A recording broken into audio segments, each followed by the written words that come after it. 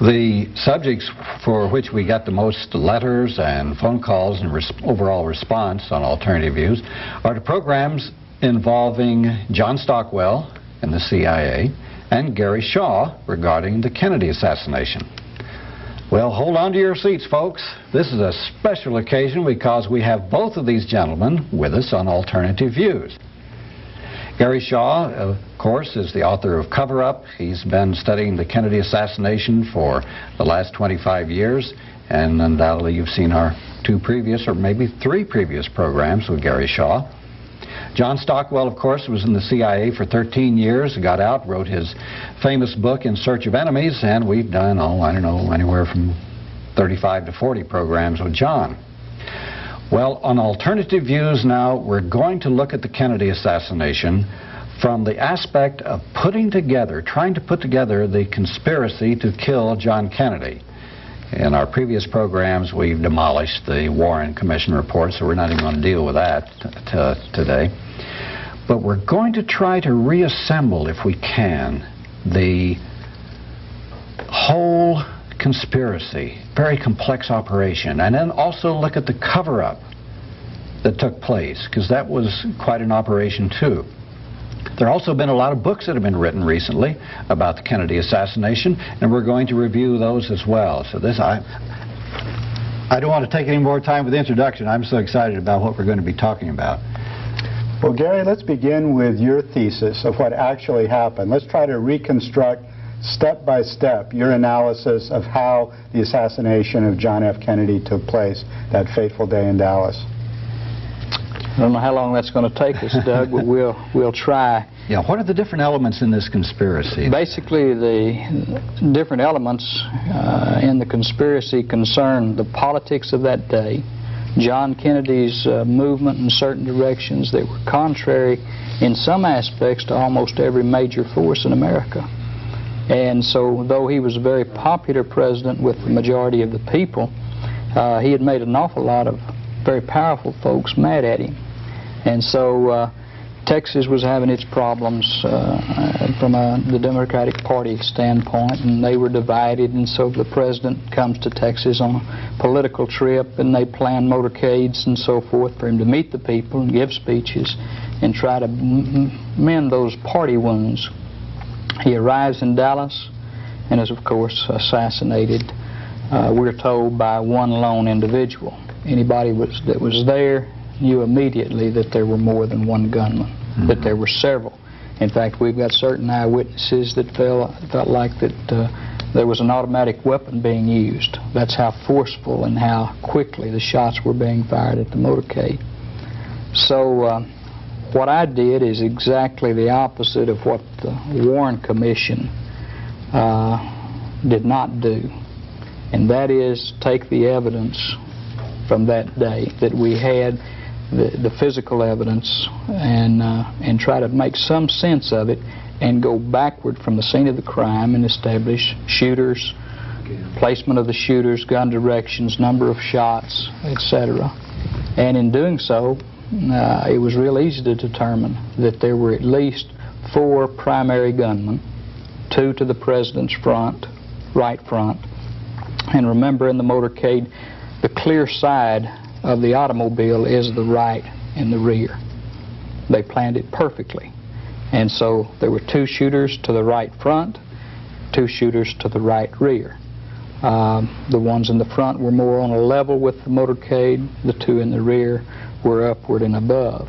This limited the possibility of hurting people within the limousine, wounding others, in fact, to some extent. Go ahead. This would have required so much coordination, so much planning, that so many people would have to have been involved, starting even with the route that it was taken. That's correct.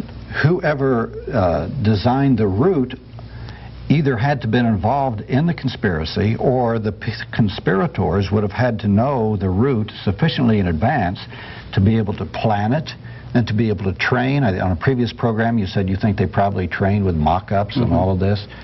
Now, can you give us an idea of how this might have taken place? Okay, I believe it's very simple. I think that not necessarily did they have to have someone to plan the motorcade route. I think they knew in advance from people that they had contact with the direction that the motorcade would take. And from that, they were able to plan the best possible site for it. They chose this site and they practiced with it. I think they built a mock-up. They had their 2 kill zones. Okay, this is the kill zone A. I call this gunman number 1 and gunman number 2. That's a triangulation of gunfire, very strategically located. Let's see, point 1, is that on top of the school book? On top of the school book depository. Oh, okay. Okay. This is the final 2 shots that hit the president. This is in kill zone B, or the 6th set of road stripes, and comes from the southwesternly 6th floor window of the school book depository and from the picket fence just above the grassy knoll to the left. That's number 3 and number 4.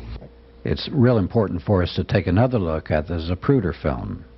This is the famous Abraham Zapruder film of the Kennedy assassination. The president is now hit in the back, and then while he's behind the sign, he's hit in the throat from the front. He's now grasping at his throat and trying to talk to his wife, and the fatal headshot.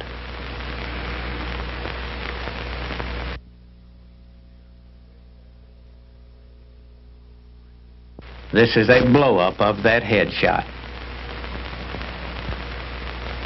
The president is hit, now he's trying to talk to his wife, and he receives the fatal headshot. The president's reaction to the headshot can be seen more clearly with these enlargements. Notice that as the president is struck by the fatal headshot, his body is driven violently backwards.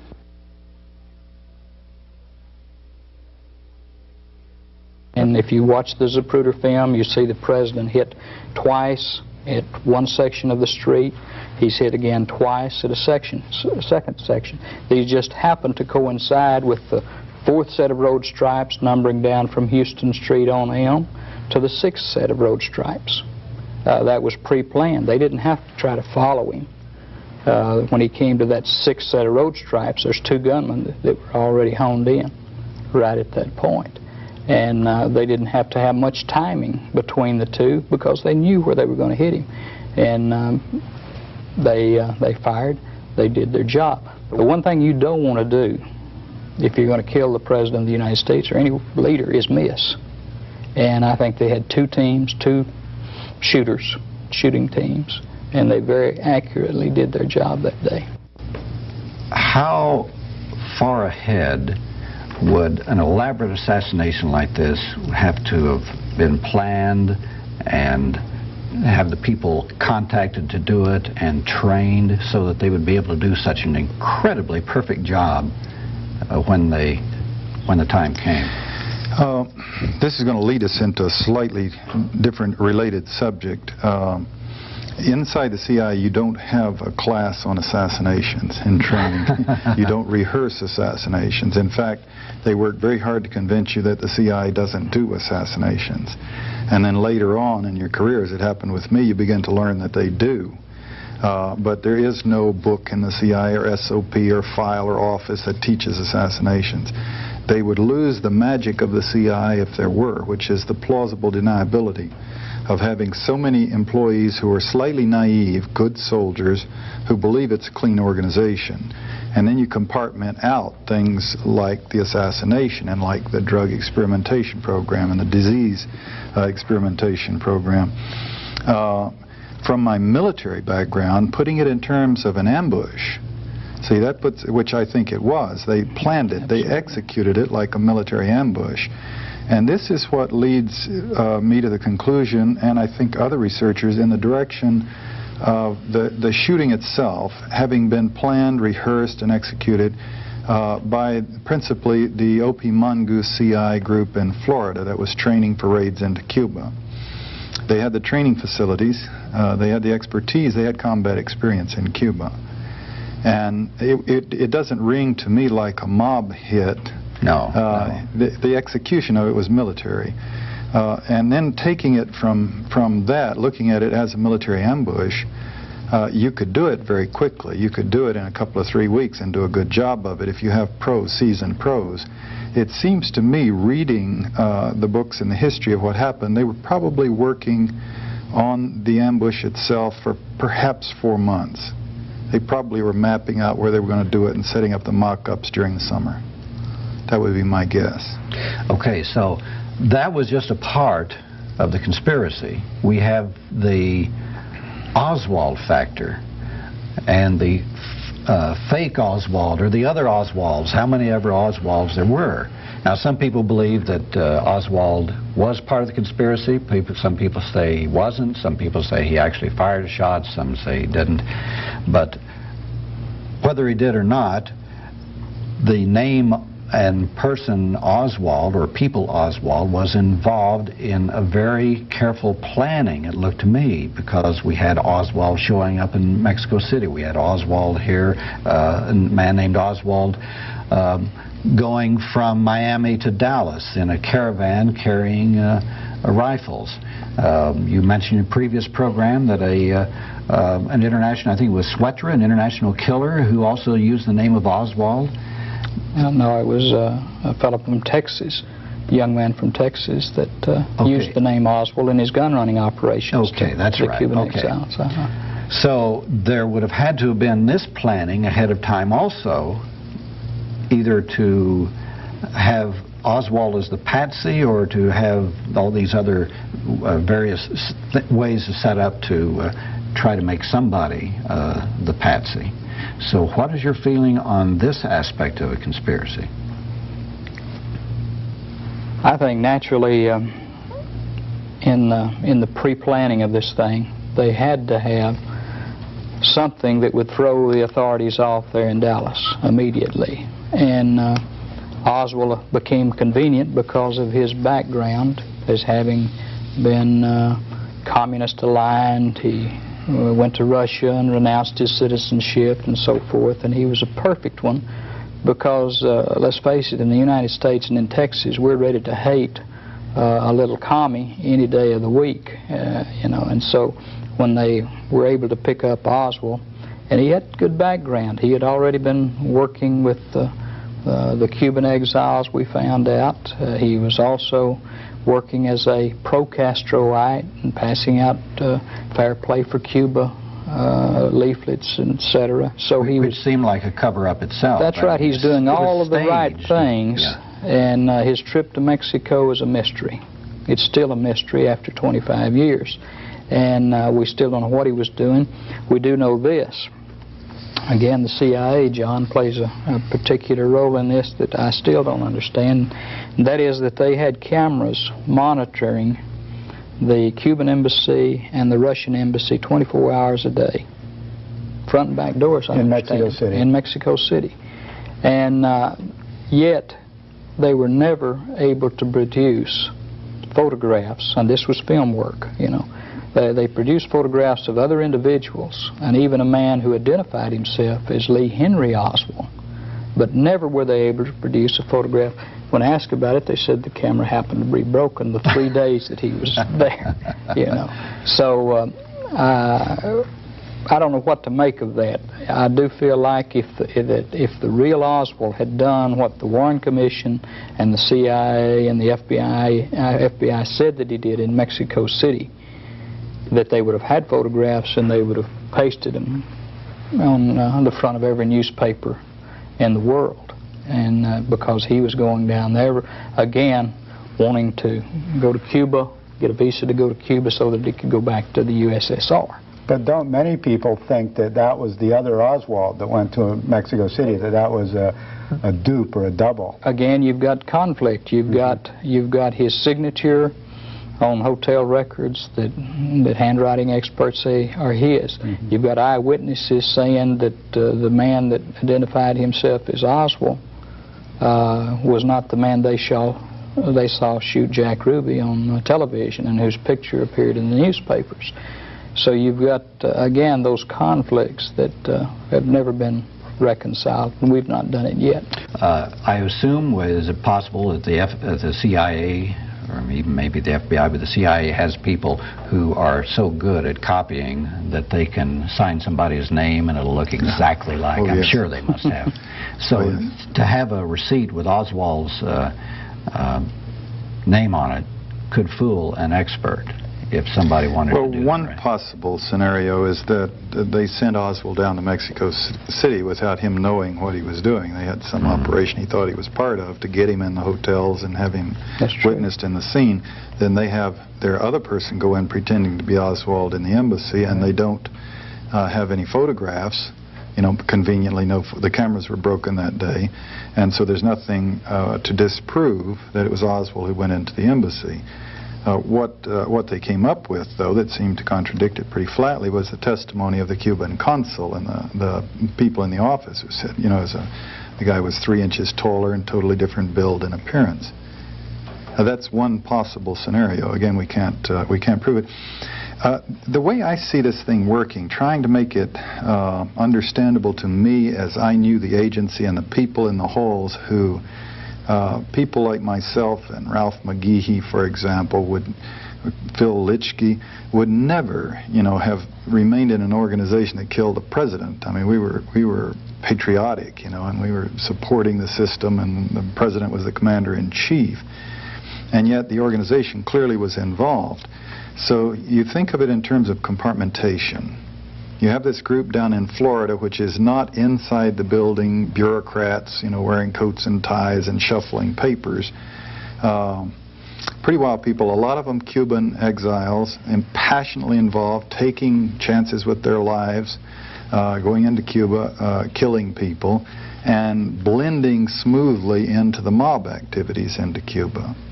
And if they were the ones that did it, as appears to be the case, they were quite compartmented from the activities in the building and all the rest of us.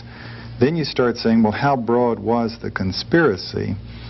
And I suggest that it could have worked this way. It wouldn't take that many people to actually plan and execute the killing, including setting up Oswald as a decoy, as a patsy.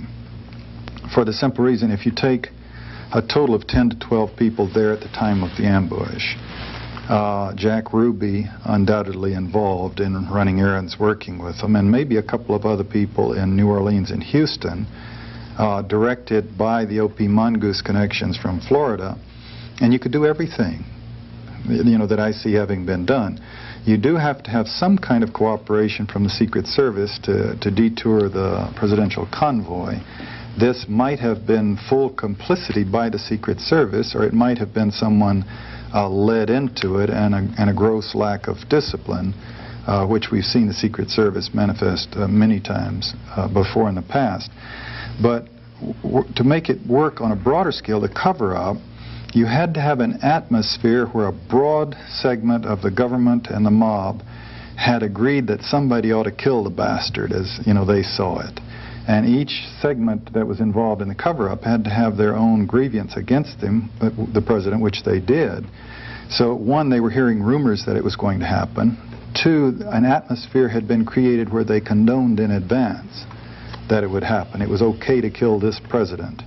They were kind of hungry for it to happen. So you have a relatively small group of people actually plan and execute the killing, and a bunch of other people standing by and just automatically saying it's in our interest to work a cover-up on it. And they had been fed some essential ingredients that would make a cover-up possible, on which to build a cover-up that seems to us, in retrospect, to have been pretty preposterous, of a lone assassin. Very small police force with limited resources would, in a serious investigation, would have immediately have turned up 100 things that were not consistent with a lone assassin.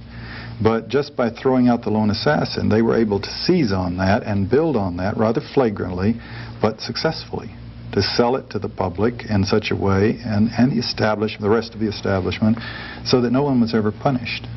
But John, that sounds a lot like the book Betrayal by Robert Morrow, in which he tries to reconstruct as best he could, and he said that it was done with a renegade group of CIA people in conjunction with the Cuban exiles, but with the knowledge of the CIA up at the top who let it happen. It was done by these people, but someone up at the top had to know. But see, that doesn't mean the whole building or all 15,000 people had to know, but there had to be a thread going up to the top, and I've speculated a lot. You know, who was the chain of command? How high does it go? A lot of things seem to indicate that Dick Helms probably knew of it and may have been involved in the prior approvals and planning, or he may have been sitting there knowing, sensing that it was going on, but in the sense, you do a lot of things in the CIA without spelling it out to headquarters. They teach you to do that, what you don't put in writing. And the whole science of being a chief of station is to know what they want done and to make it happen, but without forcing them to say yes or no. And of course, where it gets tricky is if you misread them and do something they don't want done, you can wreck your whole career. So that's the subtlety of that business. So you could have these people in Florida planning this thing, Helms knowing that it was going to happen, but no one having put him, you know, on the spot where he would have to say yes or no or sign something. And then it happens, he clearly participated in the cover-up. How high was Helms at that? Was he director at that time of the CIA? Deputy director. Deputy director. Deputy director. In our previous programs, you indicated that you thought there were some foreign professional assassins, particularly Frenchmen, involved in this, or a Frenchman. Now, that they brought in to do the job, and then they got him out the next day. Now, how does this coincide with John's thesis that it was the Cuban exiles and their operation there? Among this conglomerate, this group of people that were participating in being trained by the CIA were mercenaries or soldiers of fortune from the corners of the world. And it was not unusual to find Frenchmen, Belgians, mercenaries, and so forth. So it would not surprise me if you're going to kill the most important man in the world at that time, and I see him as that, I think you would get the best trained men available. And it does not surprise me that the evidence leads toward some French mercenaries being used in this operation. I don't have any great problem with that, but I don't think that they necessarily had to have brought in a full team of shooters from Marseille, for the simple reason they had some very passionate people right on their own staffs. I could visualize a scene where some of the people like Orlando Bosch was saying, I want to shoot, you know, I want one of the rifles, and maybe some of the others, but they might have had a professional or two brought in, you know, as the nucleus of the thing. Is there a mafia connection that's plausible to the two of you? It is to me, simply because the mob was already operating within this program. The Operation Mongoose. The Operation Mongoose, and they had taken two of your higher-ranking mafia figures, Johnny Roselli and Sam Giancana. The Kennedys had gone after them. That's right. The mob's, one of its big bases of operations was in Havana before the revolution, and Fidel was cutting all that off, severing the ties, of nationalizing the gambling casinos that had belonged to Trafficante and other mob figures. And so in the war, the efforts to kill Fidel had been begun by the mob before the CIA approached the mob and said, let's kill Castro, for example. The mob operations and activities into Cuba were extensive, and this put them shoulder to shoulder and piggybacking upon and working with the CIA's Mongoose people into Cuba to some points where they, you know, it's almost indistinguishable, you know, as to where does CIA activity stop and mob activity start vis-a-vis the operations from Florida into Cuba. One example that's not crystal clear, but it does make a point, is this David Ferry, the pilot, who was clearly at times flying arms for the CIA. Also, allegedly flew Marcelo back from Guatemala, where Bobby Kennedy had him thrown out of the country, and he flew back in. And apparently, now, the question is, was Ferry on the mob payroll when he flew Marcelo back in, or did the CIA send him to get Marcelo and bring him back in? But you take it another step, of course, the famous Jack Ruby, whose ties are so extensive. This may have nothing to do with anything, but in 1947, Congressman Richard Nixon intervened when the Congress was investigating Jack Rubenstein in Chicago and got him off from being investigated, and he relocated to Dallas and became Jack Ruby. Nixon had extensive, close relationships with the mafia, so close that, according to the Playboy History of Organized Crime, the Secret Service had to say, "Hey, Richard, you better cool it. You can't keep going out on yachts with these guys. They're mafia. The people are going to start looking at this." Clearly a liability in his presidency. Getting into the detail, and there's several of these books that are out now where you can read Contract on America particularly, and some of the others about the mob activities in Dallas and how extensive they were. And bringing back to what we were talking about before, the setup, luring the president into the ambush, was the Secret Service involved? To my knowledge, we don't know. But we do know the Secret Service people out boozing it up until 5 in the morning, one of them, in a nightclub that was owned by a friend of Jack Ruby's. The night before the assassination? Yes. Close friend. Close friend of Jack Ruby's, a place where Jack Ruby ran, visited and hung out. Same girls worked there. Same girls worked there. And they were there, some of them until 2 or 3 in the morning, and one until 5 in the morning. And this was the President's Secret Service. Now, again, it could just be a very, very dirty, sloppy Secret Service operation, and they're hungover, and that might explain alone some of their very dubious, unprofessional conduct during the shooting. You know, basic rule, when the bullets start flying, you mash down on the accelerator and get out of there. And instead, the driver stopped and turned around and looked back for a while for some very precious seconds. That could just be people with heavy hangovers. Or it could be some corruption from the mob. Or maybe the mob's role was just take these people out and show them a good time and get them thoroughly drunk. Provide information also to the CIA or whoever the hitmen were. So you don't think the mob were part of the hit squad? In other words, it has more of a military CIA operation. Oh, I think they overlapped right into it. I see. Yeah, I think that the lines distinguishing from the mongoose people and their activities and the mob activities in Florida, in New Orleans, and Dallas through Ruby were probably indistinguishable. Ferry working for both, Jack Ruby working for both, indistinguishable. And you get into the question about how would they know what the exact route was. Well, you know, if they're boozing it up until 5 in the morning with Secret Service people, you can presume that the contact was very intimate and they knew a lot about what was happening. There's always been something that has not bothered me, but did puzzle me a bit. How far ahead of time did Oswald take that job at the school book depository? About a month. It was about a month, a little over a month. About a month. So if he was part of the conspiracy, they would have had to know what the route was a month ahead of time, would they not, if they were going to plant him as the patsy? And I wonder even if the trip was scheduled that far in advance. Yes, the trip was planned that far in advance, and probably the motorcade was on paper. And the one key ingredient there to knowing about the motorcade is Jack Ruby's close relationship with the Dallas Police Department. He went as he pleased among them. They came to his club. They were treated royally. His girls were told to wine, dine, whatever they needed, and to take care of them. That's the reason he was able on Friday night. We even have one witness now, a policeman whose office was right next door to where they were interrogating Oswald, who said that Jack Ruby on Friday night actually went into the office of Will Fritz where they were interrogating Oswald. Wow. We know he was at the police. We've got film of him. But that has never come out. And this is a reliable officer of that day who's now retired and says, I don't care, this needs to be known.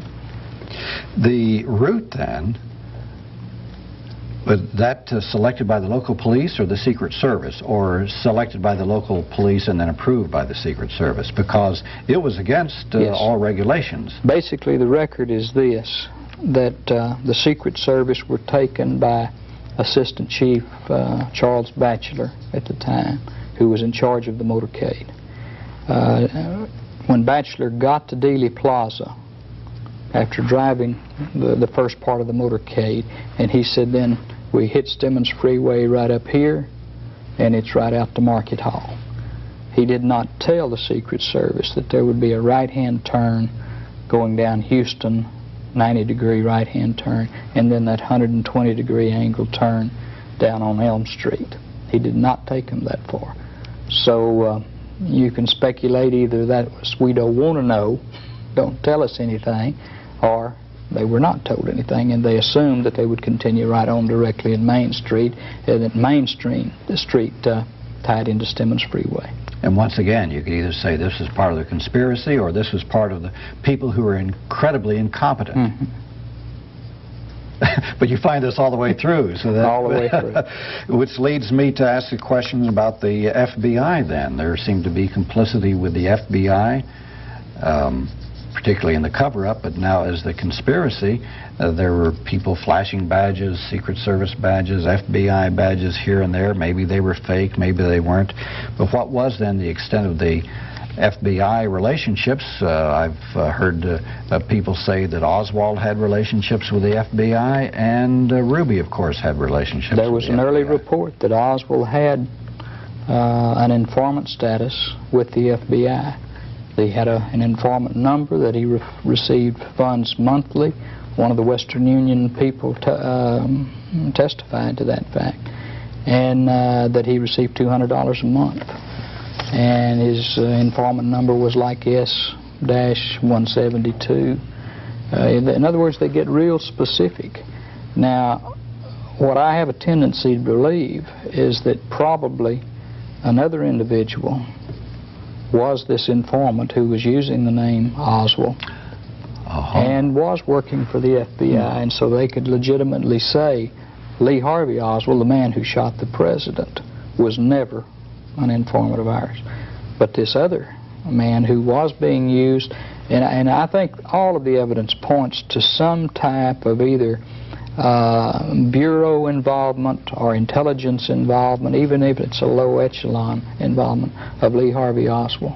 It's like Senator Schweiker said, the fingerprints of intelligence are on every move that he made back in that period of time. FBI or CIA? Or one or the other, or Defense Intelligence Agency. We had a number of... So that's kind of the way I have approached it. It does not have to be. And the FBI had already destroyed a note, that the Oswald had brought up there. Well, on Oswald, do you think he was a patsy or a participant? My best guess is that he had absolutely nothing to do with the shooting that day. I think the evidence would prove that out in a court of law. That there was somebody in his place who looked very much like him, and it's even a good possibility that Oswald, acting on behalf of one of these agencies, had actually knew about the plot and perhaps had even tried to report it. Mark Lane gave a speech in which he said that when Oswald was informed that Kennedy had been shot, he said, and they were accusing him of doing it, he said, so I'm the patsy. Right. Now, which would lead me to believe that he was part of the conspiracy. He may not have fired, he may not have been at the school book depository and all, but it leads you to think that he was part of the conspiracy. Or part of something. John Davis wrote a book called Mafia Kingfish. It'll be out in paperback in November, and I urge your viewers to buy it. It does make a very good case for Carlos Marcello as as one of the forces behind the assassination of the president. But he uncovered evidence that Lee Harvey Oswald actually worked for the Marcello family in New Orleans. As a boy, as a boy, as a runner. Adopted and his uncle did work for Marcello. Right. They know that, and he worked for his uncle. And so that's a close tie with New Orleans and with David Ferry and with organized crime. And when it came time to find somebody as this patsy, he was a natural, which leads me to the conclusion that whoever his immediate superior, his case officer, or whoever it might be that directed his activities in whatever intelligence operation that he was in, had to have also probably been in on the conspiracy to kill the president. And he was manipulating Lee Harvey Oswald into the position that he was. The job at the Texas School Book Depository, his trip back to his rooming house where the Dallas police car, while he's inside, comes up and honks twice, and he comes out, and the last time the landlady sees him, he's standing on the corner waiting on a bus. And then the next thing you know, Tippett is killed, and Oswald is way over here, and the timing is impossible for him to have done all of these things, but he ends up in the theater with a gun, you know, and is arrested. The first two things the cops say to him, now here is a man miles from the scene of a crime. They have absolutely no indication that he's done anything other than allegedly sneak into a theater without paying. And they arrested him, and they're saying, shoot the president, will you? And we have eyewitnesses and ear witnesses testifying to that. That's what they were saying. And even to the point of taking a gun butt and striking him with it. And at that point, they didn't have any of the reconstructions of the Warren Commission, which turned out to be stretched and false. And so they had to have been all set up with stories that Oswald was the person to go after and that he had killed the president and all that. Wow. So now, were these people part of the conspiracy, or did somebody tip them off on the scene and say, okay, there he is, get him? Right. Well, I think, you know, this is speculation and can be discounted as such. But Oswald, when he saw what came down, immediately would do what I would do, or John would do, and he calls his superior and says, hey, this has happened, what's going on? And he says, I don't know, meet me at the Texas Theater, like we usually do, or meet me at the Marseille Zoo, whatever they decide is a meeting place. And then they hang up, he picks up the phone, he calls the authorities, your man will be such and such place, such and such time.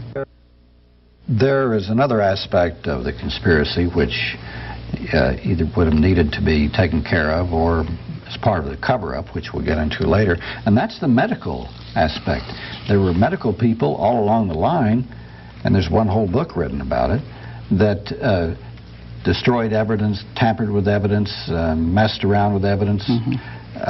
So how did was this part of the conspiracy too, that people had to have their counterparts or people working with them in the medical flow of this from Dallas on up through Washington? I think there's no doubt that there had to be, and I think it had to come basically from within the White House.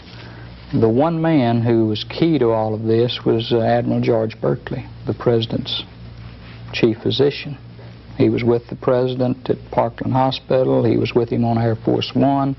He was with him at the autopsy, and he ordered the autopsy surgeons at that point not to do certain things, very valuable things, like not to probe the back wound so that they could determine its track and therefore the direction and angle of the shot, not to probe the throat wound. Certain things had been done to the president's body. Henry Hurt, and this has gone missed by most people, Henry Hurt called Dr. Berkeley, and Dr. Berkeley said, yes, there was a conspiracy. This was in 1975. And he indicated that he would be willing to talk to Mr. Hurt. When Mr. Hurt got back to him, he was very angry, very adamant, and said, I will not talk, forget I ever said anything. Wow. And that is in his book, though, and he has got it on recording. His original statement is, yes, that there was a conspiracy. And they would have had to start right at Parkland Hospital, because that's where the magic bullet, the pristine bullet that did all the damage but came out without a trace or remark on it, that was found on a stretcher. So it had to have been, the medical aspect would have had to start there as far as the cover-up goes. Well, it was a military-controlled operation completely, and I think you've got to ask yourself the question: if this happened, how would Robert Kennedy fit into this? Why would he keep his mouth shut, etc.? And we learned probably about 6 or 7 years ago that one of the first people that Robert Kennedy called was one of the very top Cuban exile leaders, a fellow by the name of Harry Reese Williams. That's Harry, R-I-R-U-I-Z, I believe. Reese. Williams. And he told him that, hey, one of your guys killed the president. And that's not a pro-Castro act, that's an anti-Castro act. And you have to ask yourself, well, why didn't Robert do something about it? I think immediately they realized that the same group went to Dallas that they were sending to Cuba. And when they realized that and realized that those tracks would come right back to them, they had to say, stop. We've got to cut this off now. And they did do that. Let's clarify that they in that case being Robert Kennedy, yeah. The people in the White House, Dr. Berkeley, orders directly to Dr. Berkeley. I think J. Edgar Hoover and the Central Intelligence Agency had already seen what would happen if they didn't. So they chose the lone assassin. The cover-up had to have begun before the assassination. Setting up Oswald as a patsy was prior planning, and that pristine bullet in the hospital, the bullet had to have been prepared, and someone had it there to drop it on the site. Hoover apparently began to give orders the same day, that they should focus on the lone assassin and, prove he did it. So he was clearly poised to react in a certain way. He didn't have to take a couple of days to think about which way it was going to fall and take, an expedient solution. He had a position on it beginning immediately. Yeah. Now Robert Kennedy, his position, he was disempowered the moment the bullets started flying in Dallas to all practical purposes. His power was his brother, the president. His brother is killed. Johnson is the president. Bobby Kennedy lost his power base at that point. It seems to me he was obviously very bright, and he'd been priding himself in playing hardball for a long time. He obviously knew the risks of this vendetta he was waging against organized crime. He must have thought about his own vulnerability and his brother's. And it seems to me he immediately began, okay, get my head down and emerge eventually as president, and then I'll resume the fight with some muscle to make it happen. And this is the only way I can explain why he was so relatively quiet about what had happened. He knew he could be knocked off unless he became president and had the power to do something about it. The whole Kennedy family, including John Kennedy's immediate family, bought the lone assassin thing.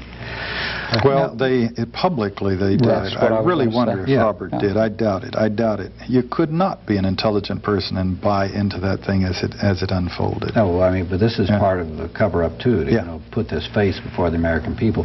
But before we get into the cover-up, I'm not sure we're going to have time to get into that. Maybe we'll have to wait till the next program for this. But getting back to this conspiracy, we're talking about an enormous, well-planned conspiracy, with people in the Secret Service, perhaps, in the medical arenas, local police, the mob, the CIA, and the FBI. How was it possible, or maybe I'm just naive, how was it possible to conceive of or to organize and coordinate such an enormous conspiracy which required so much coordination and good timing and security? I don't see it as having been a secure operation at all. There were leaks from top to bottom and sideways and all over the place. I think they used the sledgehammer approach to the thing. One, what made the cover-up work was this broad consensus by a huge and powerful segment of the government and the establishment that it would be okay to kill the president. So a team of people did it. Others knew it was going to happen. A group went out and did it. Who exactly up high ordered them to or just knew it was going to happen, one can only speculate. But they started killing potential witnesses very quickly, whistleblowers, people who had different contradictory bits and pieces of the thing very quickly. And the word gets out pretty fast if you're in a situation like that and witnesses are dying. Eventually, according to the High Treason book, they count 49 people that they name who were involved in one way or another who died violent or mysterious deaths. And then they allude to 7 more here and 7 more there. So a lot of people dying, and the military putting its, for example, in the medical establishment, the autopsy, all of this done in military facilities, the military putting the word down that anyone who broke ranks and spoke out would be courts-martialed. And then you have a certain complicity from the press. Lots of stuff published about it But essentially, the press eventually went along with the cover-up and began to feed and play and support the lone assassin theory. So it wasn't secure at all. There were people all over the place talking about it, but the establishment decided they were going to buy the cover-up and cooperate with it and kill people who could have blown it wide open. The Warren Commission, of course, was flagrant and heavy-handed, but in effect successful. Its selection of witnesses, for example, as it reworked the evidence around the autopsy and the body, not calling any of the nurses or doctors in Dallas to go up and testify and say where the wounds were and what the condition of the body was when they examined it, for example. This narrowed it down to fewer doctors that they could absolutely control, that they could put on the stand. And they could easily be intimidated. Some of them were quiet then, and they've begun to speak out now and say this is not possible. What, in your best guess, is the scenario that happened? Who actually shot JFK, and who actually was behind it? Basically, you go back to the politics of that day, and John Kennedy was doing things in Cuba that had angered organized crime to the extent that he had made promises that they'd have the Cubans would have Havana back, which meant the casinos would open back up, prostitution would flourish, the Las Vegas off the coast of Florida would be blossoming again, and narcotics traffic would have its easy flow, and the good times would be back. He reneged on that promise. He reneged at the Bay of Pigs and alienated the Cuban exiles to the point of bitter hatred. You read books like Peter Wyden's Bay of Pigs, and you see that they say if they'd had a gun and could have gotten to him, they'd have killed him that day, that the air support didn't come in at the Pigs Bay invasion. So you see that little group, and you see that they have already got in operation an assassination apparatus. They have documented 8 attempts on Fidel Castro from this CIA group. Fidel Castro says there's 24, I think. And it's curious that it only took 1 attempt for the President of the United States. It only took one, so you wonder how serious these attempts really were. But you take that grouping right there, and when John Kennedy reneged on everything that he said after the missile crisis, and he promised Khrushchev that there would never be an invasion of Cuba if they'd pull those offensive missiles out. Then the handwriting, I think, was on the wall at that time, and there was vengefulness involved, there was money involved, there was power, and that turned an apparatus that it was already trained and in operation and turned it to Dallas. And I think you've got to remember that we don't protect or didn't protect our president at that time like Fidel Castro was protected, yes, or like Charles de Gaulle was protected. Yes. And it was, you know, it was a turkey shoot in Dallas. Yeah, the attempts on Fidel's life were certainly serious, but you had a different operational problem, if you will, to try to do it in Cuba, where you did not have a broad consensus of it's okay to kill the man that you had in Dallas, that you had in the United States against Kennedy at that time. So they were having to plan a truly clandestine assassination in which the shooter wouldn't have some kind of magic immunity in a Warren Commission and whatnot. There would be an extremely vigilant reaction from Fidel's bodyguard and the Cuban government and whatnot. So they were trying to think of esoteric, clever, tricky ways to do it. In Dallas, God knows they could set up a big, broad ambush right broad daylight and gun the man down. You have the killing apparently engineered by a paramilitary team, an ambush. Perhaps a small bunch of people with a few supporters in New Orleans and Dallas actually engineered the hit, others knowing about it, but the cover-up brings a lot of other very powerful and big groups into the conspiracy. And so then you get into motive. You know, why would the CIA be down on Kennedy enough to want to kill him? And you had, as Gary said, the Bay of Pigs, which they considered to be a betrayal. Objective readers in history would not necessarily agree, but they certainly did. And also, he was in the policy of reformulating the policies in Cuba to actually withdraw and cut back and curtail the assassination attempts on Fidel and break up the OP Mongoose infrastructure that was raiding and attacking in Cuba. You get this in the Betrayal book by Bob Morrow, for example. Then you have the right-wing military that you see, why did the military suppress the evidence and doctor the photographs and control the doctors? Their anger could easily have been because, a liberal president pulling them back from Vietnam, which was designated as their next big war. So the right-wing military, very angry about his position towards the world and towards war and towards their choice of wars. Again, the mob, the Kennedy brothers were waging, especially Bobby, but with Jack's support, were waging a major vendetta against mob leaders. They had put Hoffa in jail. They had kicked Marcello out of the country, and then Rosselli and Giancani were incorporated into the activities. The mob had a fight for survival on its hands with the Kennedys. And then, of course, you have their huge investment in Cuba, and then you also have linkage into Southeast Asia. Trafficante had been to visit Vietnam. They were obviously planning a shift in resources to the Golden Triangle. If the U.S. went in a big way, you'd have lots of vehicles, airplanes, and ships, literally, that you could piggyback the drugs back into the States, and Kennedy's pulling out of Southeast Asia. The Texas, the right-wing business folks, of course, the oil depletion allowances. Kennedy was cutting them. They had become fabulously rich from these things, and they didn't want them cut. And then you get, of course, the key is the FBI. Not necessarily in the planning of the killing or the execution of the killing, but certainly Hoover's position, immediate position in the cover-up was essential to make it work. All of his agents trying to construct, or ordered to try to construct evidence that would pinpoint a lone assassin. Some of them came up with bits and pieces that were quite contradictory, which the Warren Commission pretty much just ignored. So where did the FBI come up with its big grievance against Kennedy? And this is where you get into, for example, Contract on America, David Shime's book. Hoover had, and also this other excellent book, we have a copy here, Secrecy and Power, The Life of J. Edgar Hoover. Hoover had a lifetime association with organized crime.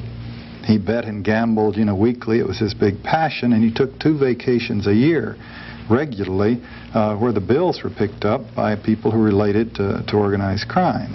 And he maintained throughout that organized crime was not a problem, not a factor in our society. Didn't exist. Didn't exist. No, the mafia didn't exist. The mafia didn't exist. And so he's in a position, from that position and that history and that involvement, his relationship with the mob, and then, of course, his hard right-wing stance, period, across the board.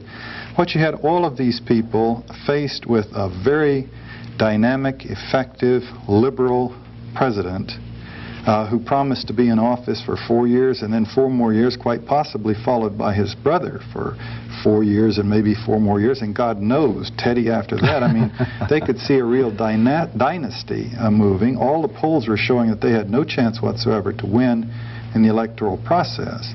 And this is the reasoning where people come up and say it was a coup d'etat. This right-wing shadow government faced with, each element with their grievance against Kennedy, and this bottom underlying agreement that he was a liberal, doing everything wrong from their view of the world, wanting to get rid of him. They couldn't wait for an election. They wouldn't win an election anyway. So the only way they could defend their interests would be to eliminate him, thereby at the same time establishing very clearly to subsequent presidents and senators and congresspeople about who really controls the power in this country and what the bottom line is when you start taking positions that could damage their interests. Well, we've talked about the conspiracy. On our next program, we're going to talk about the cover-up and also some of the new books that have come out recently with John Stockwell and Gary Shaw. He'll be with us. Can't wait for that one either. So stay with us for our next program. This is the second in our 2-part series of our continuing series of studying the Kennedy assassination. Our last program was with John Stockwell, former CIA official, and Gary Shaw, author of Cover Up. We talked mainly about the nature of the conspiracy to kill John F. Kennedy, this very complex conspiracy that took place. Well, on the program this time, we're going to talk mainly about the cover-up and how that has continued to today, until today. except for a lot of books. And speaking of books, a lot of books have been written recently. We're going to review some of these books. Who was actually involved in the cover-up, and what steps did it take? The cover-up had to be initiated early on. In other words, it had to be pre-planned. For instance, if you're going to plant certain evidence to point the finger of guilt to a party or an individual, then that evidence needs to be manufactured ahead of time. And so probably this was done when the site was chosen, the alleged patsy was chosen, and the modus operandi was all chosen and picked out and so forth. And early on they had done that. The cover-up actually went into place at the time of the shooting, and that we find that there's conflicting testimony concerning the way the alleged sniper's nest appeared at the time it was found and later on. In fact, we have at least 4 and probably 5 official photographs of the sniper's nest, this 6th floor southeast corner of the school book depository, where the boxes are arranged in 4 different positions. We don't know today which is the right position, because early on there was the changing of them. The hulls from the rifle, the original officers that saw the scene said that they were laid side by side there. Later on we get photographs and they're scattered like they would be if it was a bolt-action rifle was used. So these things began early on and had to involve not all of the Dallas police, but maybe one member, or somebody in a position to manipulate this sort of thing.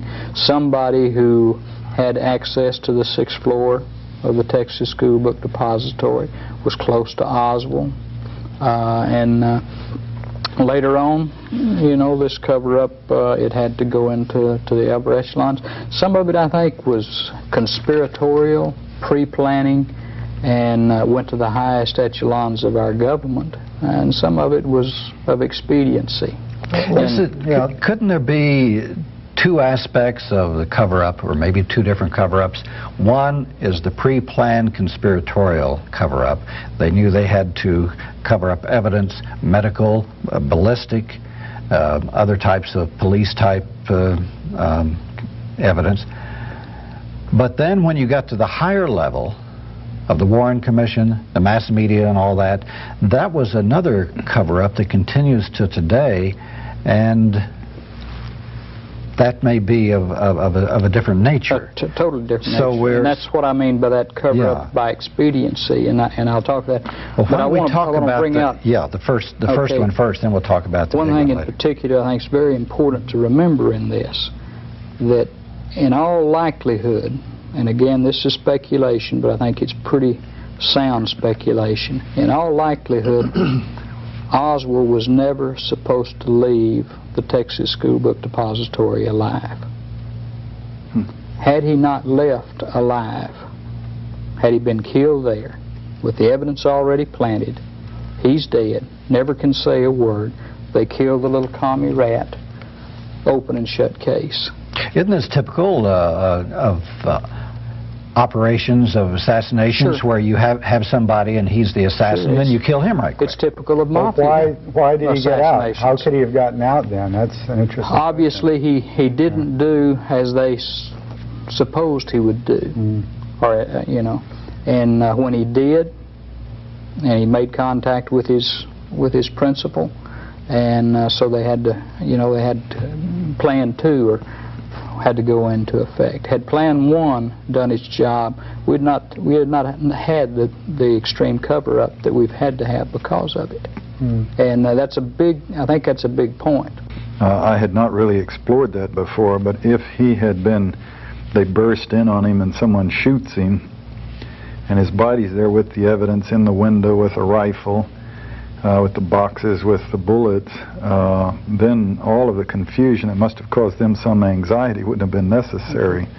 And the ruby and all the mysterious things that happen that can only be explained in terms of a damage control and a prolonged and increasingly sloppy conspiracy. Now, we talked about the cover-up of medical evidence in our previous program. We know from the 2 programs previous to that, which you did with us, of a lot of cover-up and destruction of evidence by local police and by the FBI. First, let's talk about the local police. What type of cover-up occurred there? Okay, I think some of it, again, you would have to have somebody in a position to be able to buy them, so to speak. I think there was cooperation, for instance, in allowing Ruby to have full run of the police department and be able to get in the position in which to shoot Lee Harvey Oswald, to allow the evidence to be manufactured, to be altered, to be destroyed, and all of the things that happened. There had to be some complicity on the part of that. Some of it also, I think, had to be by expediency. And what I mean by that, let's just say you're Nick McDonald, for instance, and you're a policeman that's several years of service, and suddenly you're cast into the limelight because you're the one that goes into the theater and you slap Oswald up beside the head, and you're the man responsible for capturing the assassin of the President of the United States. Friend, I don't care what you found out after that. You're not going to tell anybody. You know, you want him to be guilty. You know, this is your moment in history, and I believe a lot of that took place. Also, if you'd go back and ask the policemen right now, which we have done, they'll tell you real quickly that they were told to shut up. By whom? By their superiors. By their superiors. And number 2, not only were they told to shut up, but the case was taken from the hands of the Dallas police authorities and transferred to the FBI, contrary to all laws of the land at that time. And how soon did the FBI come in to take over? Oh, they took over immediately, by and large, but soon after. And of course, one of the things we pointed out in 1976, and we have this from a firm report, that Captain Will Fritz, who was in charge of homicide and robbery and in charge of the interrogation of Oswald, is in 1975, after the Zapruder film had been shown for the first time on nationwide television, he's eating breakfast with his buddies the next day, and they're talking about it, and he just almost stops in mid-bite, and he says, well, probably all of this is going to come out now. He said, but I'll tell you fellas, this is a group that he always ate with.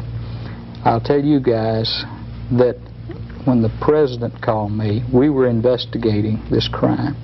But when the president called me and told me I had my man, what could I do? By that he means Lyndon Johnson? By that he meant Lyndon Johnson. Lyndon Johnson himself called Will Fritz and told him Lee Harvey Oswald did it. And of course that's what Hoover began to espouse immediately. Okay, now the FBI was involved in destruction of evidence and manipulation of evidence, tampering with evidence, and they also had a hold of Lee Harvey Oswald for a while, and they, as I understand it, they didn't even keep transcripts of their interrogation of Lee Harvey Oswald. Well, basically the interrogation of Oswald came under Will Fritz, who was pretty well renowned for his interrogation of prisoners, and but the FBI were sitting in on it. As I understand, were other intelligence agents, Secret Service, and Fritz made the statement that he kept no notes. That's real important. He kept no notes of the interrogation. He didn't say I didn't take any. He said I kept no notes. But we've got statements from at least 2 people, including Oswald himself. When he was asked one time about a certain thing, he says, I've already answered that. It's in your notes. Read it for yourself. So we know that from him and from a postal inspector by the name of Harry Holmes, who was also present for what I don't know what a postal inspector is doing at an interrogation, but he was, who also mentioned the notes that were being kept. But they've never turned up. And so we don't know what Oswald was saying during the hours of his incarceration and before Jack Ruby shot him. But the Dallas police were not as derelict, I think, in the evidentiary stages as was the Federal Bureau of Investigation, because some of what they did, I find hard to believe even now. Gary, one of the big aspects of the cover-up has to do with this grassy knoll theory. The Zapruder film, many eyewitnesses immediately after the shooting said that they saw and heard smoke and bullets coming from the opposite end of Dealey Plaza from where Oswald was supposedly shooting him. And the Zapruder film saw Kennedy's head go in two directions. How did they cover up this grassy knoll theory? Who was responsible for that? Was that police, FBI, or how did this cover-up take place? Basically, it had to take place in this way. The Warren Commission totally relied on the FBI. Some from the CIA and some from the Secret Service and other intelligence agencies and investigative agencies. But basically what the FBI fed them, that's what they used. So that the FBI, completely, they didn't say that there were no witnesses who said the shots, but there were no reliable reports of shots anywhere other than the 6th floor of the Texas School Book Depository. One of the funny things about that is they publish still frames, frame by frame, of the Zapruder film in the Warren Commission volumes. When they get to frame number 312 and 313, which is the time of the president's fatal headshot, then he takes and reverses those frames afterward. I say he. They are reversed. And they finally caught. But then they have the tendency, is what you do if you're following them, it has the tendency to completely negate the backward head movement of the president upon being shot. That's in the Warren Commission report. That's in the Warren Commission I understand volumes. And he wrote a letter, of course, when they found it, and said it was just a printing error. All of those frames, and that's the only two that are out of order. So it's this kind of thing all the way through. I thought the FBI had done that. They doctored it up. Well, they were responsible for it. They were responsible. But they also swallowed a lot of other evidence, didn't they? Oh, yeah. Okay, and the witnesses, they carefully doctored their use of witnesses, too, didn't they? The witnesses that they pushed toward the Warren Commission were those witnesses that buttressed their report. We got tunnel vision. I admit that as a researcher and one who's found flaws in it, and we tend to go in one direction. But I'm not as bad. I don't have the tunnel vision that they had, and that they would completely ignore all of the... It's amazing the number of witnesses that said a shot was fired. Over 50. They were in Dealey Plaza in a position to hear and see, said that the shot came from the president's right front. And that kind of thing you can't ignore. Of course, the biggest cover-up right away was the Warren Commission, and that wonderful memo that was sent to them. Let's see, now I always get that mixed up. Was it the press secretary sending it to, or somebody sending it to the press secretary? Can you quote that? I love that. Yeah, it was the Assistant Attorney General. Oh, that's right. Nicholas Katzenbach writing to Mr. Bill Moyers, who was new aide to the new President Lyndon Johnson, and he wrote that, we must, this is a paraphrase, we must say Oswald was the lone assassin, and that we must not let the American people think that he's not. Right. In other words, we must have him right now in the press as convicted, tried and convicted, and no conspiracy exists, whether domestic or foreign. And we must get the evidence together in such a way that there will be no other possibilities, and that this is the only possibility. Well, it's funny. So that means the cover-up was immediate right up at the top. Now, why somebody had to make this decision that this had to be covered up immediately at the highest level? I think that had to come from the highest level. When the Warren Commission came together, and this is just a little sidelight, when they came together, their first initial meetings, the first thing they got was an outline. And a part of the outline, now this is before they've done any investigation, is Oswald as the assassin. That's one of the major breakdowns in their outline. They've already, before they've investigated and looked at the case, decided that they're going to, and here's all the items, the subheadings underneath their outline as to why Oswald was the assassin. Now that had to come from the FBI because they'd already issued their interim report and supplementary report to that and said Oswald did it and did it alone. When the committee came together, they made note of that. John, what are your feelings on this? It's one thing to have an assassination of a bunch of people getting together and killing the president, but then immediately at the highest levels of the government and the establishment, the Warren Commission was made up of people from the bedrock of the American political and economic establishment, John J. McCloy, Allen Dulles, etc. And these people immediately say, it's Oswald and that's it, and then they do all this big cover-up. What are they trying to cover up? Well, there is no way that a fair investigation could have been in fact conducted by the people that were on the Warren Commission. Yeah. President Johnson selected that committee obviously with great advice and input.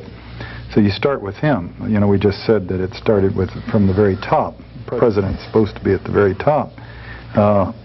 What did he have to gain and lose in terms of the Kennedy killing and the cover-up? Now, it is debated about whether or not he might have engineered it, you know, so he could become president and whatnot. I don't see that, really. No. But although God knows his political career was very, very dirty, and there are some bodies lying around. But also his ties with the mob, as apparently, if you read David Scheim's book, you know, many, if not most, of our top political leaders have mob contacts. It may even be a situation where the mob has such muscle and influence that you can't really be a top leader without the connections with the mob, or at least a laissez-faire relationship with them. But in any case, Johnson, like the others we mentioned before, is faced with being permanently eclipsed by John Kennedy. Johnson wanted to be president. He could never become president as long as Kennedy was around. Kennedy's dead, he's president. I don't think he necessarily engineered the killing, but he certainly benefited from it very greatly. He could have spent his entire presidency presiding over an investigation of the conspiracy to kill Kennedy, or he could get the thing behind him as quickly as possible and go on with his life and his presidency and his place in history. Now, as he did it, his place in history had to do with the great social revolution in the United States that he engineered, and the Vietnam War, which is tragedy that he engineered, and it had very little to do with the Kennedy killing, a cursory sweep it under the rug. So he leaped immediately. He was obviously predisposed to leap upon the lone assassin, get the thing behind him, and go on with his life. You go to others, Allen Dulles. To put him on that committee, he was obviously a mortal enemy of John Kennedy. He was the person in the CIA, the famous director, who really was responsible for the Bay of Pigs fiasco, even to the detail of arranging to be in Puerto Rico giving a lecture when the landing happened so that he would have plausible deniability, which meant he wasn't there to persuade the president to do this or that. He was hiding out down in Puerto Rico. And he got fired. You know, his place in history, to mind you, he had been involved in great manipulations during and after World War II. He had a great sense of his own role in history, behind the scenes perhaps, but nevertheless making and breaking presidents all over the world. And he's fired by Kennedy in some humiliation at the end of his long and distinguished career. To put him on that commission, what chance are you going to have of him vigilantly investigating who killed the president, especially if some of his own former CIA people were involved, as they clearly were. Gerald Ford, others on the committee, were strong historic allies and protectors of the FBI. And as we said before, J. Edgar Hoover had a long lifetime association with organized crime. And the FBI director who gave the orders to focus on the lone assassin. In some ways, if The cover-up seems so crass and flagrant, and yet if you understand the workings of the government, they generally come up with party lines. I mean, the president or Henry Kissinger, when he dominated the government, would put out the word, and this is the policy, and everybody else, even if they knew it wasn't true, that was the line, and everybody sort of takes up on it. The admirals, the generals that passed the word down in the Bethesda Medical Center and Walter Reed Hospital that, you know, people better not speak, they wouldn't have to be calling on the phone to the admiral, for example, saying, be sure that the autopsy is done this way and this way and this way to make the cover-up work. They wouldn't present it that way at all. They would be saying, look, we want to make sure that this lone assassin, they've already caught the killer. We want to make sure there are not a lot of wild rumors and people agitating around the nation. And Johnson gave them some useful cover stories. He said, if I investigate this thing vigilantly, we may have to go to war with Russia, implying that the Russians might have done it. So the general is calling down to the admiral, to the people down below, saying, let's keep this thing under control. Let's be mature about it. They've already caught the killer. It's obviously this commie nut, Lee Harvey Oswald. Now make sure everybody doesn't go hog wild, and keep the lid on those doctors down there. I don't want them shooting off their mouths. And in a military establishment, with the discipline they have, that would be sufficient for a whole lot of people to say, aye, aye, sir. Here's the word, yes, sir. And then, of course, they had to have someone a little more cynical than that to manipulate the photographs. To put hair in places where there wasn't hair before and cover up wounds that, so they literally cut, it's in the high treason book of the head of the president, and you can see where they added in effect, a toupee to cover up where where wounds actually existed. This kind of thing, the whole government agreeing, and then the establishment agreeing, the press agreeing. Okay, here's the line, this is the way it is, the president said. The Warren Commission said, and it all falls kind of naturally into place. Except in this case, I mean, they've done it hundreds and hundreds of times with lesser things. The necessity of our going into the Vietnam War. That blew up in their faces later on, but it worked for a while, and the nation marched off to war again. They did it very successfully with Ronald Reagan as he was president, trying to make him appear as a wise, benign president when in fact he was mentally defective. He couldn't think straight. But they all agreed that he was the president and it was his policies, and they packaged him and sold him to the country. Well, now there was a massive mass media cover-up in this too. They went right along with it. To this day, the establishment media say you're given the party line of the Warren Commission. Now, how could they have been controlled and fit into this framework? Well, 80% of our news in this country is quoting the president or quoting some figure, quoting the Warren Commission. This is how they maintain power in the hands of the people in power, or are the voices, the spokespeople in power. The news is that in giving his speech today, President Bush said such and so. It's not considered to be good form to write, and he was lying through his teeth throughout the whole thing, and everybody was laughing and giggling because it couldn't possibly be true. No, the news story is the president said such and so, and then what he said. And then Senator so-and-so, and the Warren Commission, there was article after article, when the people on the commission itself were speaking out, and they were all saying, and J. Edgar Hoover's statements, and Bill Moyer's statements, and the Assistant Attorney General's statements, and all the others saying it's clearly a lone assassin. So the media is reporting that. Now, obviously, the media, one would dream that the media could take a more aggressive position and put big headlines saying flagrant cover-up afoot, people are lying all over the place.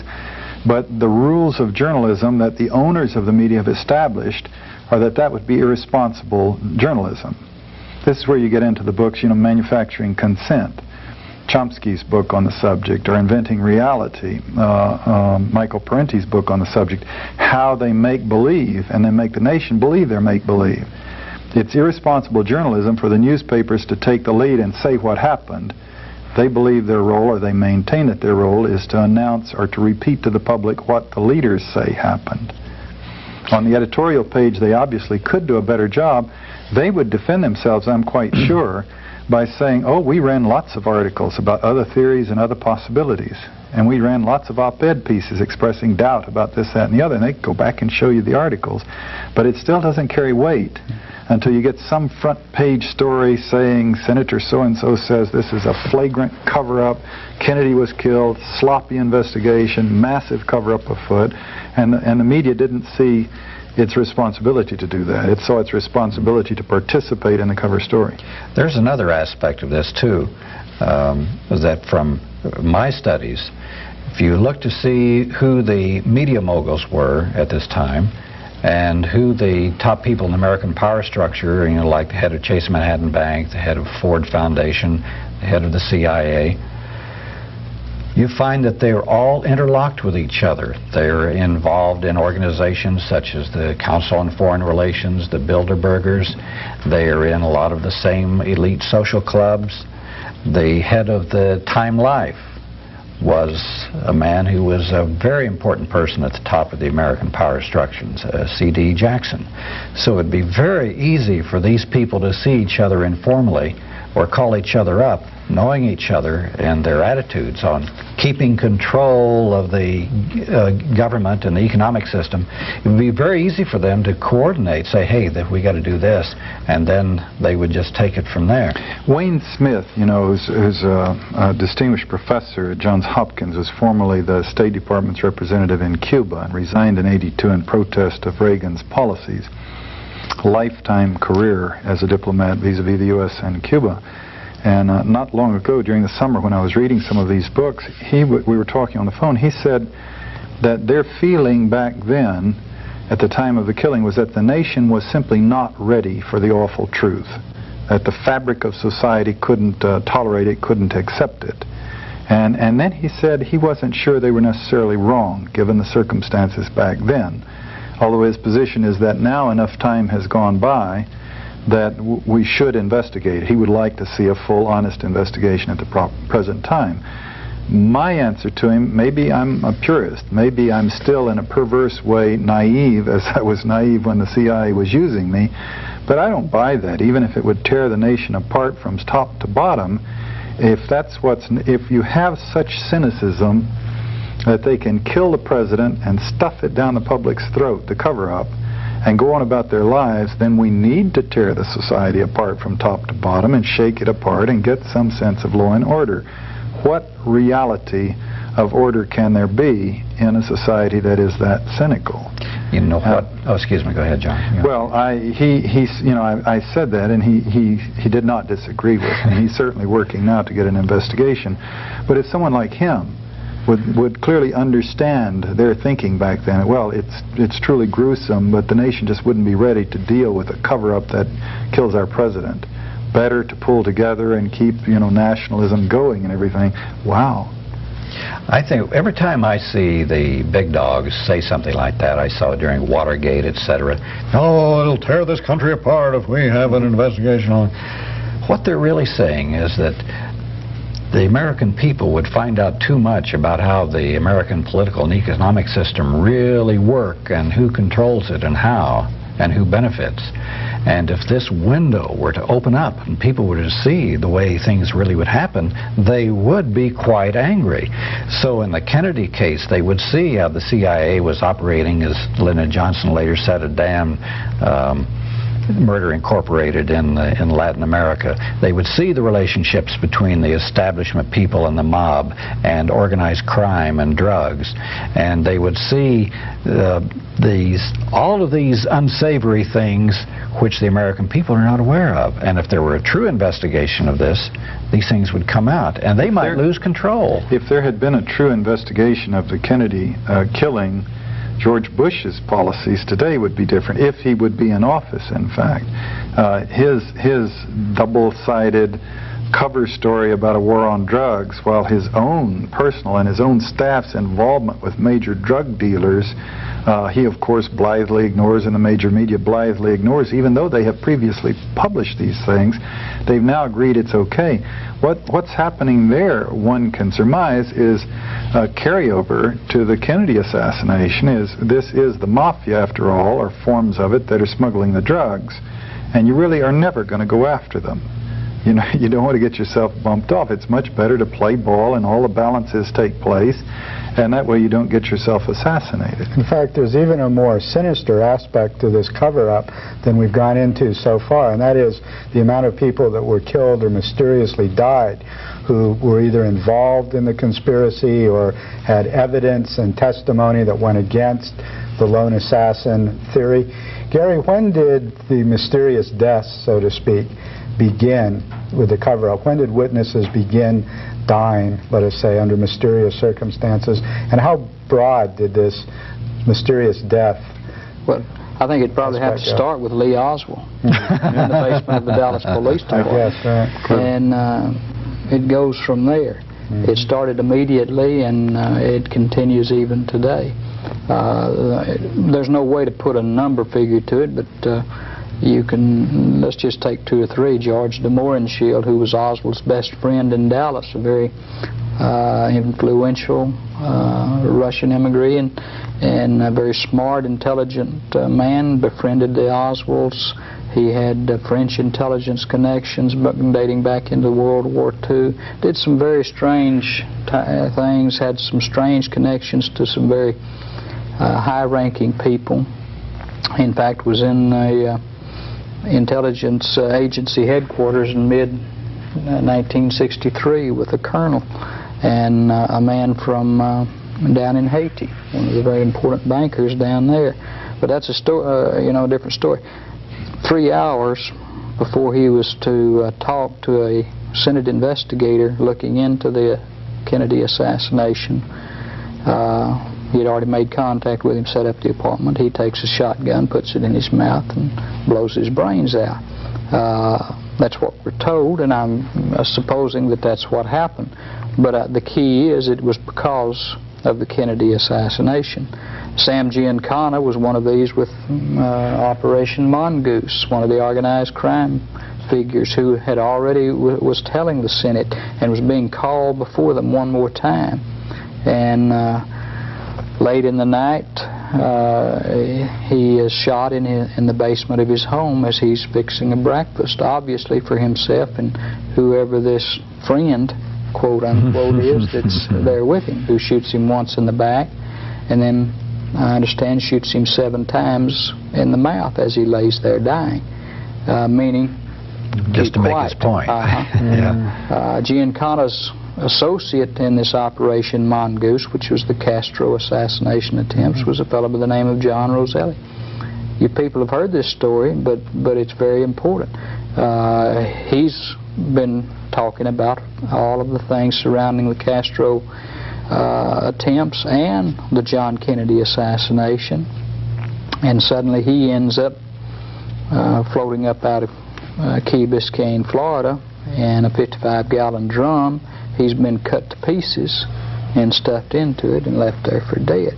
This goes on and on and on. There are eyewitnesses in Dealey Plaza, to Ruby associates and friends, to organized crime figures, to high CIA people. How many? I have no idea. It's it's been calculated by some to be in the 40s and 50s, and by some on up in past 100. I don't think you can actually say. The High Treason book is one of the better recent books. Let's talk about some of these recent books. Yeah, this would definitely be useful. This book, High Treason, by Robert Groden and Harrison Livingston, they list 49 people as I count them. They don't have them numbered, but I went down and numbered. If I didn't miss one, it was 49 by name, explaining what their association with the killing, what they knew and the timing of their killing. And then they mention a couple places of 7 here and 7 there that also were killed without naming them. These 49 killings, as they describe them, they're imaginative, all kinds of deaths, some of them apparently suicides, some of them improbable suicides, car crashes, shootings, bludgeonings, you name it. They could be done by anyone. I see a lot of mob involvement, but this is frankly because I know so much about the Jack Ruby's involvement in the killing and other mob figures in and around the killing. And so you know the mob was there, and then you think of these things, yeah, that sounds like the mob might very well have done that. If it had been a killing in a situation where there was no possible mob involvement, I would not have felt uncomfortable in believing that these were engineered by people like the CIA's O.P. Mongoose people or people working out of the Pentagon. There's nothing special about them. It's just different ways you can knock people off, trying to keep it, well, I say trying to keep it from being too flagrant, but lots of them are very flagrant. Getting onto these books, we've got so many and such good ones coming out now, and it makes it, in 1980, reading Anthony Summers' book, clearly you could only conclude from that that there was a conspiracy. What was the name of that book? Conspiracy. Oh, yeah. okay. His book, Conspiracy. And but he pulls his punches, sort of, or he pulls up at the end. He won't deal with the killed witnesses, and he won't deal really with projecting as to who might have done the conspiracy, who was responsible for it, and under what circumstances. Now, there were some books out then. Gary's book, Cover Up, did deal with, who might have done it, with the conspiracy, and the conspiracy and the killing and the cover-up. We had a kind of a dearth for a while. Books coming out, there have been lots of books on the assassination, I'm sure, but major books coming out. Recently, we've had several come out that really bring a lot of this together in great detail. And just to mention these for the benefit of the viewers, there's the book Best Evidence by David Lifton. And this one doesn't reach any conclusions, but it just goes meticulously over the evidence, showing all the discrepancies in the Warren Commission's presentation of things. Very powerful without leading you anywhere in the picture. This book, Reasonable Doubt by E. Hurt, you can show it to the camera.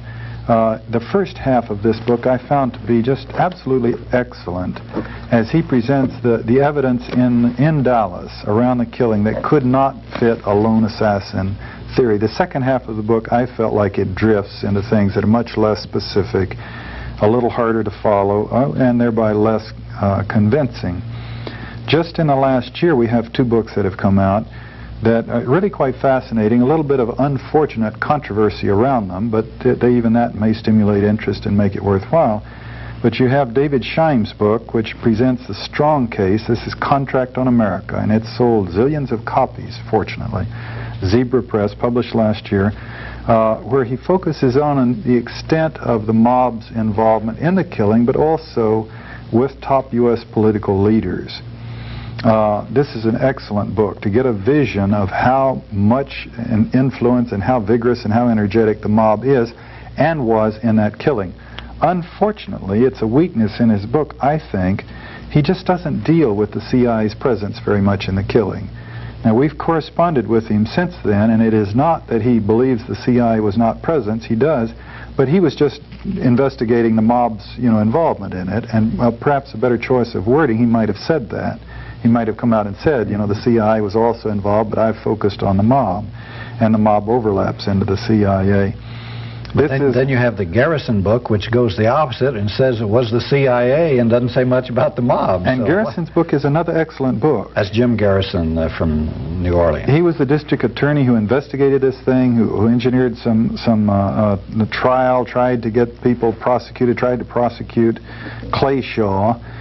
Himself was put on trial, and both of those trials were futile. The people were not convicted, he or Shaw. And then evidence came out much later that he probably would have won his case if he had had the full evidence against Shaw that came out years after Shaw died, one of the 49 people. Unfortunately, the controversy that surrounds Garrison is he was flailed by the major media, and lots of stories were circulated that he was associated with the mob.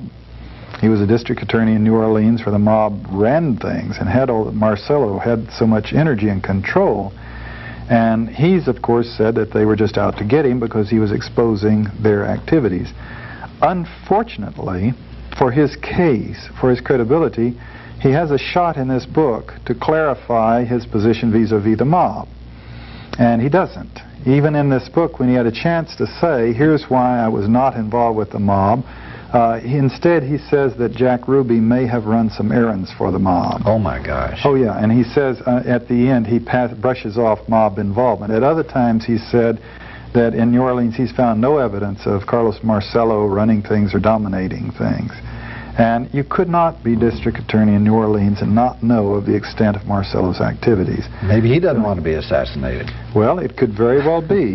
And now Scheim, it gets a little stickier than that. Scheim writes in his book that Garrison has mob ties and has been seen having brother with Carlos Marcello's brothers. Having dinner, having breakfast and dinner, sorry, with Carlos Marcello's brothers after Marcello was in prison. And this would, imply an intimate, and also citing a time he went up country with them to some villa in Louisiana to meet with them. Now, we've tracked this down and asked Scheim about his source on that, and he says his sources are impeccable, but they're anonymous. He can't reveal them for the evidence of Garrison dining with the Marcello brothers. That's unfortunate, because to make an assertion like that, it would be awfully nice if you had some documentation you could share with readers to help them judge, a photograph or something to help them judge, and he doesn't have that. So he's asking us to take it on faith that he has unimpeachable sources of that information. He nevertheless, I think these are two excellent books, but they're just looking at different parts of the elephant. One of them, showing the mob involvement, is just an excellent piece of work, and Garrison's book is fascinating, and his conclusions are very strong, although he just will not address the mob issue. This is what brings us to the best book that we have out recently, is High Treason by Robert Groden and Harrison Livingston, Conservatory Press, published in 1989. They put it all together. Now, they really try to beat it to death. They overwrite it. They make a point and then they repeat it 5 times to make it very clear what they're trying to say. And given all the obfuscation and confusion around the assassination, I find this effective in dealing with this subject. It's a well-written book to this purpose. And they put it all together. They show the mob's involvement, the CIA's involvement, the military's involvement. They show the photographs that were altered. They discuss how the body was altered and changed from one casket to the next. All kinds of details in it, and they do reach conclusions, which again Anthony Summers avoided doing. They project, as we've done in this show and the previous one, as to how it must have been done and who must have been involved. And they conclude, as we have, that the CIA engineered the killing itself, the ambush, and the cover-up was the result of a broad conspiracy, if you will, cooperation between the FBI and the military and the CIA and the Warren Commission and the White House. They tend to, if you'll permit me, they tend to gild the Kennedys in a way that I would not do. They really idolize them and attribute to them no evil and no remarkable weaknesses.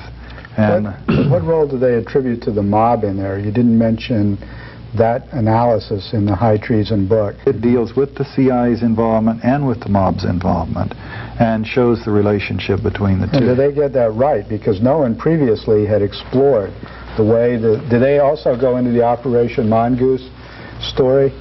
Yeah, they go into it, they go into it convincingly. They could go into greater detail, they could explore it further, but they go into it, and it's a very convincing book. And Gary, what do you think of There's another book that ought to be mentioned, and that's John Davis's book called Mafia Kingfish. Right. And it concerns Carlos Marcello, the New Orleans mafia chieftain, and takes the same position as Scheim to some extent, but more detail, more evidence, and very convincing in that area. High Treason, Robert Groden, it ought to be made known, he is the same Robert Groden that did all of the fine work on the Abraham Zapruder film, the original optically enhanced, and had the intestinal fortitude to get on the Geraldo Rivera show and show it on national television under threat of lawsuit and everything else you can think of, and showed it to the American people, and was a great boost to the American public's awareness of what was going on here. To what extent does it correspond with your own research? Do you have a slightly different take on this? No, I would point out that he brings out some new evidence in it. He's one of the first to publish, by the way, the new best evidence book, as well as his, publishes for the first time the black and white photographs of the president's autopsy. Now, a lot of people are going to cry, oh, that's just terrible to do that. The only reason it's done is because what the evidence shows from those autopsy photographs makes a liar out of the previous investigations one more time. You should show the viewers the J. Edgar Hoover book, Secrecy and Power. Oh. It's a book that's excellent. It's restrained. They pull their punches. They don't talk about the fact that J. Edgar Hoover stole $1 million from the American taxpayer. He was a thief. But they do make it clear, and you read that in conjunction with the Contract on America, and you get the extent to which the mafia is involved with our leaders. J. Edgar Hoover, a lifetime involvement with organized crime while denying that it existed in the United States. And Lyndon Johnson and Richard Nixon's involvement with organized crime, and even the Kennedys' sort of alter ego involvement with them. Although they were after them, they also had involvements with them. Sharing mistresses. Sharing mistresses, for example. Gary, we've seen on TV Uncle Walter Cronkite on PBS coming out with a program that was absolute whitewash of the Warren Commission, and they didn't look at anything else. They just tried to make it appear credible. And then Jack Anderson had a rather strange thing where he said it was Castro who did it, and the reason they did the cover-up was because if the American people knew that it was Castro, that they would have been aroused and up in arms, and they would have wanted the United States to invade and destroy Cuba, and then that would have brought Russia into the war, and then we'd have had World War III. Did you see these two? Yes, and of course that's not new. That's to us. It's been one of the things that's been put forth for a number of years. I reject it just for the simple fact that number one, I don't think we were anywhere near that, and there could never have been a time that I think that Castro would have felt comfortable in killing the President of the United States.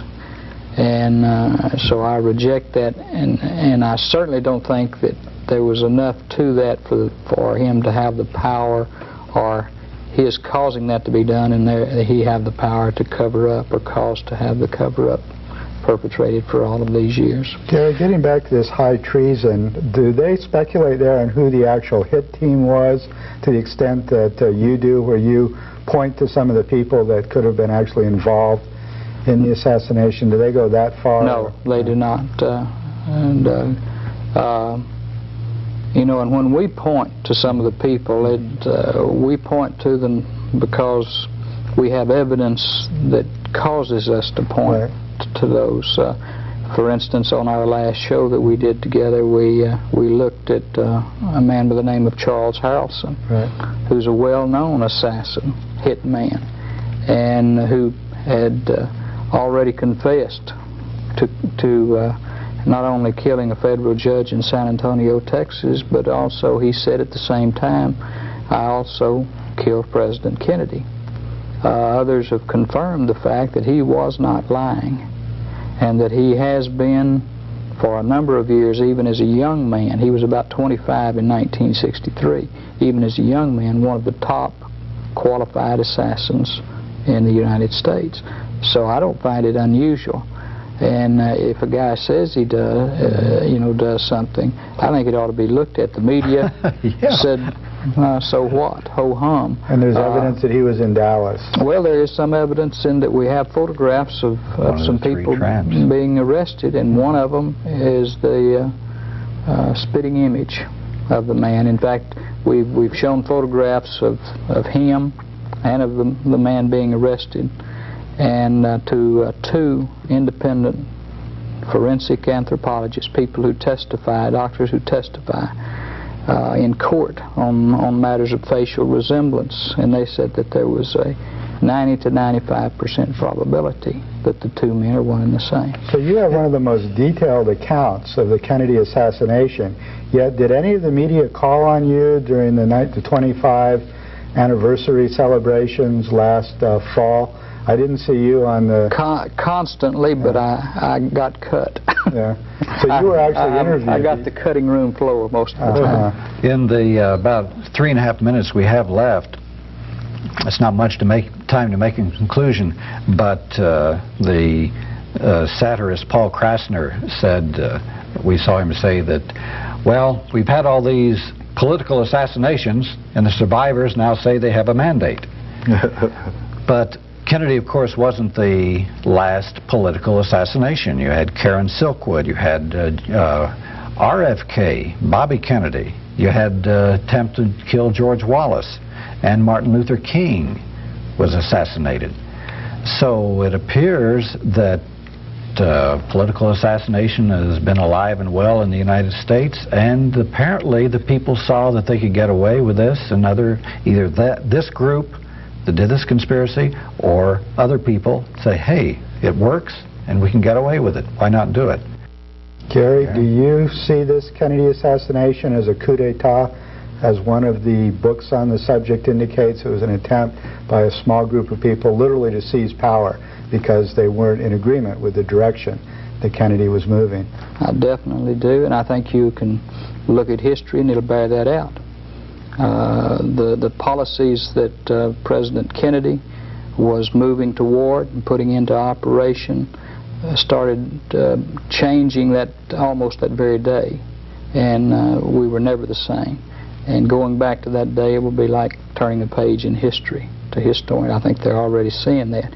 You know, one of these days I hope we'll learn the history lesson that this is saying to us. They did do it in 1963. They did cover it up.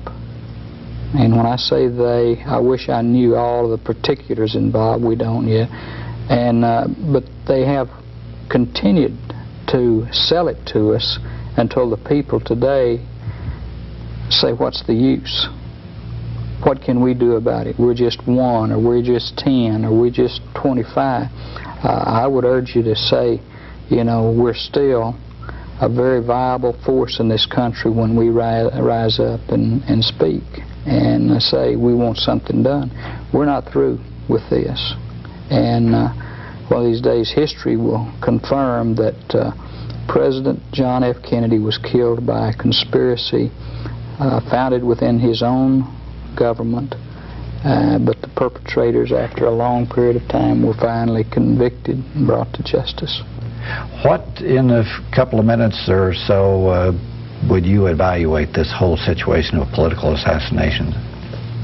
Just to simplify the whole thing, in all of my readings about the CIA secret wars and activities, certainly the thing that gives you the bottom line of the cynicism is the Kennedy killing.